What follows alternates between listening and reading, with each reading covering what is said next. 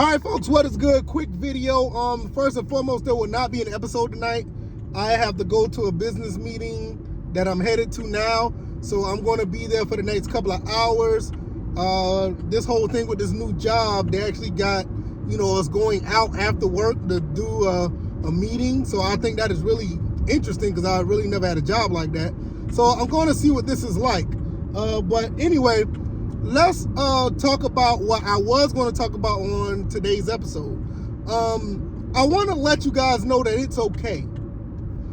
It's really okay if you don't like the moves that the Falcons are making. You don't like the quarterback situation. You don't like the fact that certain players aren't on the team. You don't like the fact that they haven't or may not draft or sign the player you want. I'm going to be honest with you guys. It's okay. It will always be okay. I want you guys to understand that the Falcons are going to do what they do, win, lose, or draw. They feel like they know what they're doing. If it don't pan out, they're going to get fired. If it does pan out, everybody's going to be happy. I understand we get emotionally attached to these teams. I did, and I'm going to give you a big-time scenario in a second about when I was extremely attached to what's going on with the Falcons. But I want you guys to understand that overall, this team is going in the right direction. Everything that we want, we're not going to get. And everybody's not going to be happy. When I realized that, I just fell back because don't get me wrong. I'm not one of these guys that don't want Lamar Jackson on the team. And I know I don't really like to say his name that much anymore because it is a false hope at this point, in my opinion. Well, really, it is. Arthur Blank said so. I would love to have him on the team, but he just costs too much.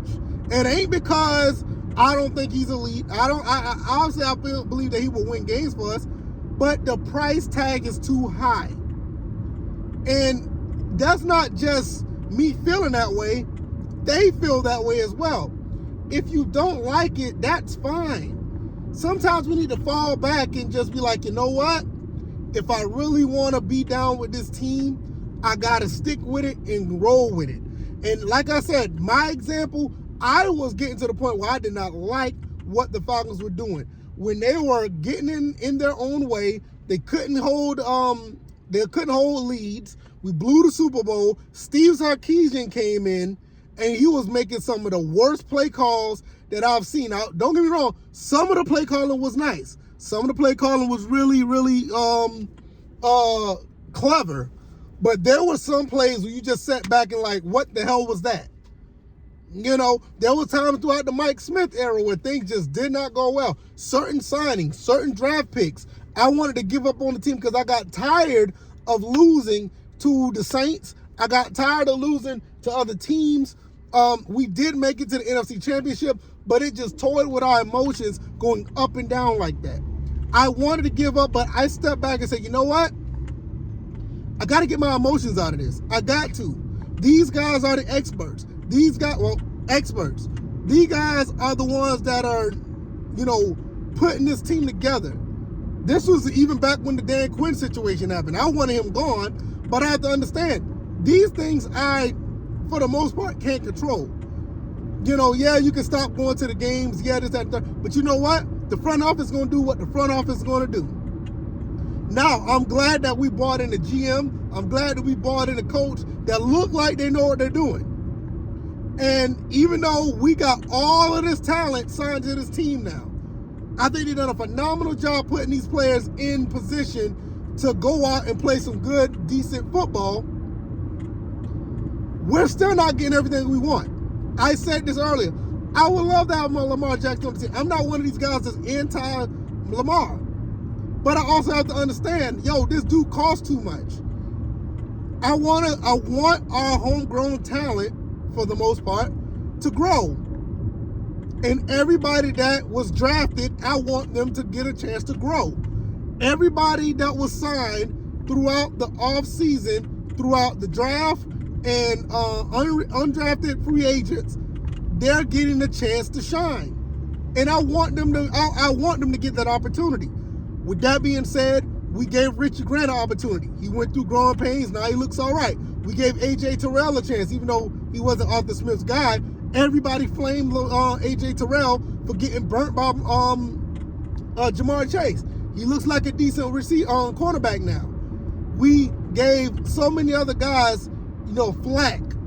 We gave Tyler Algier flack for a second till we realized, hey, this 5th-round pick ain't bad.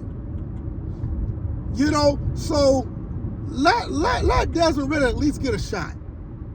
Let him get a shot. I'm not trying to wave my pom-poms for him, but let's give him a shot. And like I said, it's okay if you don't like it. Because if you don't like it, trust me, you're not alone. You guys can, get together and, discuss the things you don't like about him. I guess you guys don't want him to succeed. You want the team to fail because you didn't get your favorite player or you didn't get the best player or whatever the case may be. We may not get Jalen Carter. You may think that, how many times we've gone through this?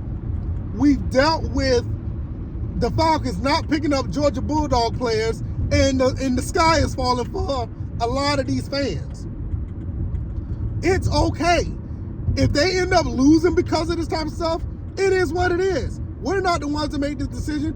We have every right to not support what's going on. I did not support Steve Sarkisian. I did not support some of the things Dan Quinn did. I still don't like the fact what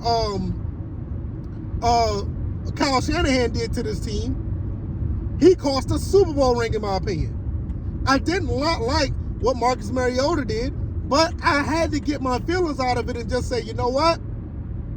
I don't like it. I'm giving you my thoughts and opinions on it. Let's see if they can turn this around.